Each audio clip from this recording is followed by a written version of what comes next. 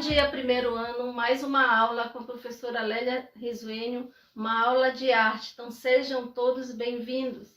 E nós temos como capítulo de hoje Arte e Doutrina, que está relacionado com a arte bizantina e a arte medieval. Então, gente, após a morte do imperador Teodósio I, o Império Romano ele foi dividido em dois. Então, essa divisão ficou com seus filhos Honório e Arcádio. Então, observem aqui o mapa, essa divisão, né? Império do Ocidente, Império do Oriente. Então, o Império do Ocidente ficou com Honório, com sede em Milão. E o Império do Oriente ficou em Constantinopla, que era Bizâncio, depois Constantinopla, como responsável Arcádio. Então, observe que 10 séculos após essa divisão do Império Romano, nós chamamos de Idade Média. E nesse momento, uma instituição que veio de Roma, ela conserva-se intacta. E essa instituição é chamada de Igreja Católica. Então, após o Império Romano ser dividido e o imperador ter vindo para Constantinopla, junto com ele vieram também os artesãos, vieram os pintores. Então, todos eles fixaram-se lá no Oriente, né? Porque, e quando eles chegam lá no Oriente, já existe uma arte, a arte paleocristã. Então, essa arte paleocristã era uma arte também chamada de arte cristã. Nós temos também a arte cristã, que era feito nas catacumbas, abaixo do solo. Lá era um estilo de arte mais simples, né? E aí, nesse momento, quando eles chegam lá, que já existe a arte paleocristã, eles já se juntam e formam-se a arte bizantina. Então, a arte bizantina, ela surge com a contribuição aí de vários povos, romanos, gregos, né? São vários para constituir essa. E aqui eu tenho um pouco desse conceito aqui no slide.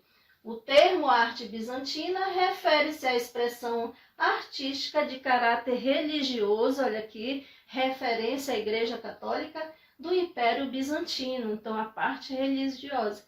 E nós temos as características dessa arte bizantina. Vamos observar essas características no slide. A primeira delas é o caráter majestoso, que demonstra poder e riqueza. Tá? Então, caráter majestoso, mostrar, né, a importância do imperador dentro da arte. E nós temos como segunda característica ligação direta com a religião católica. Então, ainda há pouco eu falei, né, que foi uma instituição que ficou intacta nesse momento, que era a religião católica. E aí ela vai ter aí muito domínio com os povos, né? Ela fica sempre à frente de tudo, com muitos seguidores nessa época, e ela mostra todo o poder, né, diante desse povo. E aí nós temos como terceira característica demonstração clara da autoridade do imperador ao considerá-lo sagrado. Então, o imperador era alguém, né, sagrado, um representante de Deus na terra. Então, eles deviam uma devoção muito grande, eles tinham uma devoção muito grande ao imperador, né, porque era um grande representante de Deus dentro da terra. E nós temos também a lei da frontalidade, né? Resquício lá da arte egípcia, representação das figuras em posição frontal e rígida. Daqui a pouco nós vamos ver em algumas obras de arte como é trabalhada essa frontalidade, né? Porque essa frontalidade são normas, são regras dentro da arte bizantina, né? Então vamos ver, aqui nós temos a imagem, né? Vejam a representação religiosa dentro da arte bizantina, né? Vejam que nós temos a imagem de Nossa Senhora ao centro.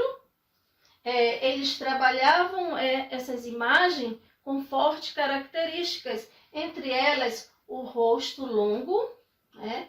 Se não der bem para visualizar aqui no slide, mas no livro de vocês tem essa imagem.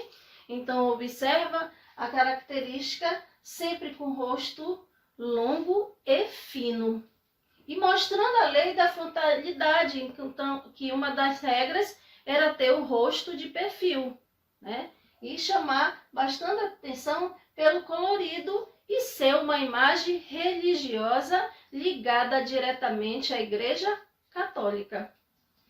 Nós temos também outra imagem aqui no slide, né? Mostrando o imperador, mostrando que o imperador sempre estava ao centro, né? Com a auréola, destacando aqui a imagem dele, né? Também as características, rosto fino, rosto alongados e sempre bem trabalhado, inclusive eles trabalhavam com muita pedraria.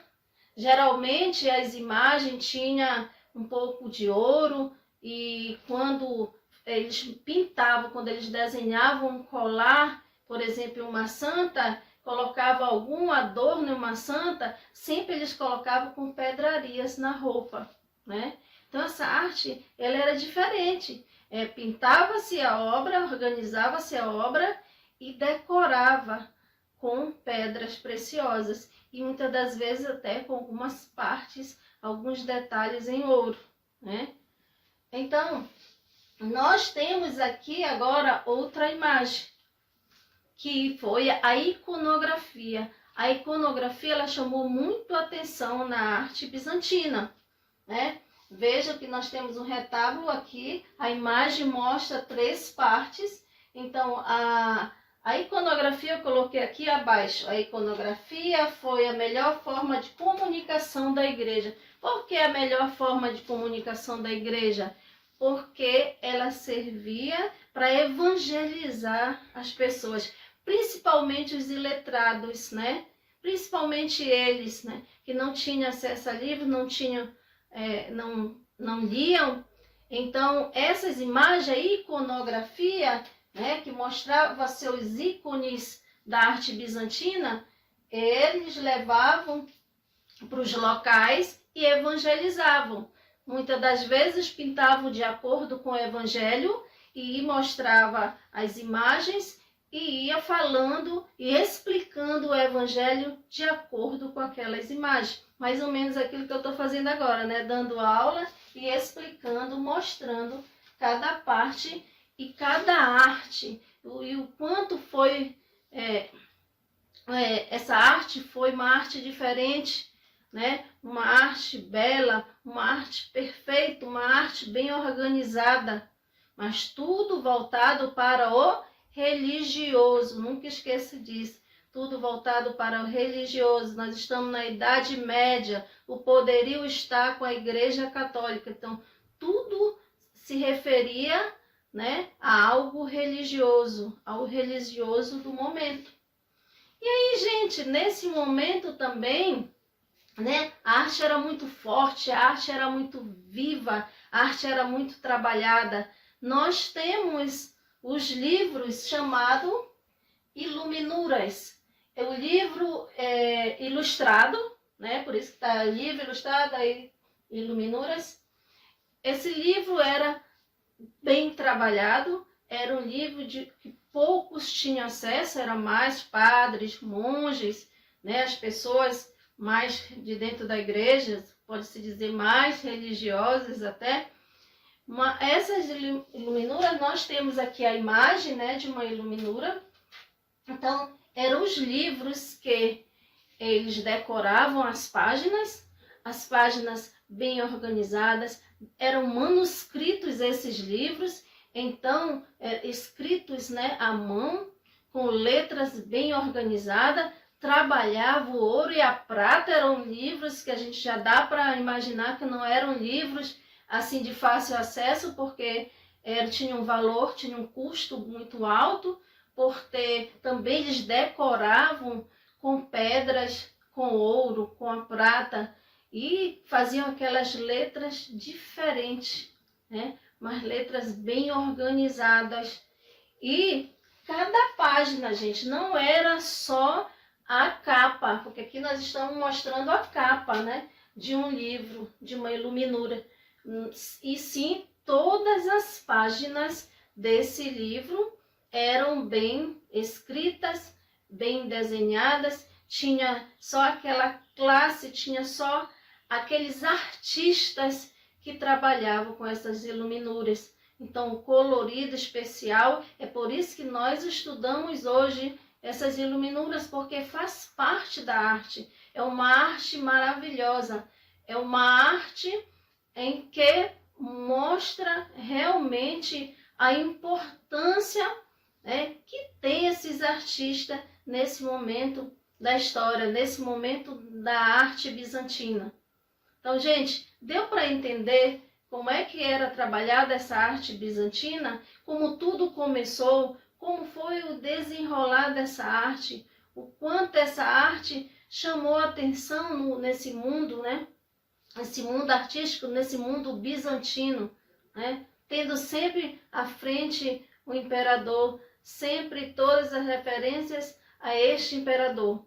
Então, espero que realmente vocês tenham entendido, que tenham aprendido sobre essa arte. E aí vocês podem também, vocês têm esse capítulo no livro de vocês façam a leitura, façam a análise de vocês. Qualquer dúvida é só chamar a professora Lélia lá no privado, que eu estou à disposição para tirar as dúvidas de vocês.